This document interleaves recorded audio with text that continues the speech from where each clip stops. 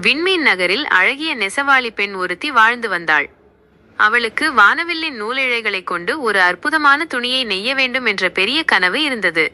நெசவாளி பெண் மிகவும் திறமைசாலி. ஆனால் வானவில்லின் நூலிழைகள் எங்கே கிடைக்கும் என்று அவளுக்கு தெரியவில்லை.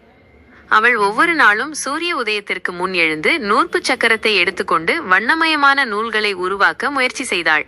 ஆனால் அவை வானவில்லின் பிரகாசமான வண்ணங்களைப் போல இல்லை.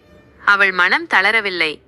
ஒவ்வொரு நாளும் புதிய நுட்பங்களை கற்றுக்கொண்டாள். புதிய வண்ணங்களை சேர்த்து பார்த்தாள். ஒரு நாள் அவள் மலைகளுக்கு அருகில் உள்ள ஒரு பழங்கால ஆலமரத்தடியில் அமர்ந்து கொண்டிருந்தாள். அப்பொழுது ஒரு சிறிய தேவதை அவளிடம் வந்து, நெசவாளி பெண்ணே, நீ ஏன் இவ்வளவு கவலையாக இருக்கிறாய் என்று கேட்டது. நெசவாளி பெண் தன் கனவை பற்றி தேவதையிடம் சொன்னாள். தேவதை சிரித்துக்கொண்டே, வானவில்லின் நூலிழைகள் உனக்குள்ளேயே இருக்கின்றன. நீ உன் தன்னம்பிக்கையையும் கடின உழைப்பையும் நம்பினால் உன்னால் எதையும் சாதிக்க முடியும் என்று கூறியது. தேவையின் வார்த்தைகளை கேட்ட நெசவாளி பெண் மிகவும் உற்சாகமடைந்தாள். அவள் மீண்டும் நூற்பு சக்கரத்தை எடுத்துக்கொண்டு முழு நம்பிக்கையுடனும் கடின உழைப்புடனும் நூல்களை நெய்யத் தொடங்கினாள். அவள் நெய்த ஒவ்வொரு நூலிலும் வானவில்லின் வண்ணங்கள் மின்னின. பல நாட்கள் மற்றும் இரவுகளின் கடின உழைப்புக்கு பிறகு நெசவாளி பெண் ஒரு அழகான வானவில் துணியை நெய்து முடித்தாள். அவள் தன் துணியை விண்மீன் நகரத்தின் நடுவில் தொங்கவிட்டாள். நகர மக்கள் அனைவரும் அந்த அழகிய துணியை கண்டு வியந்தனர்.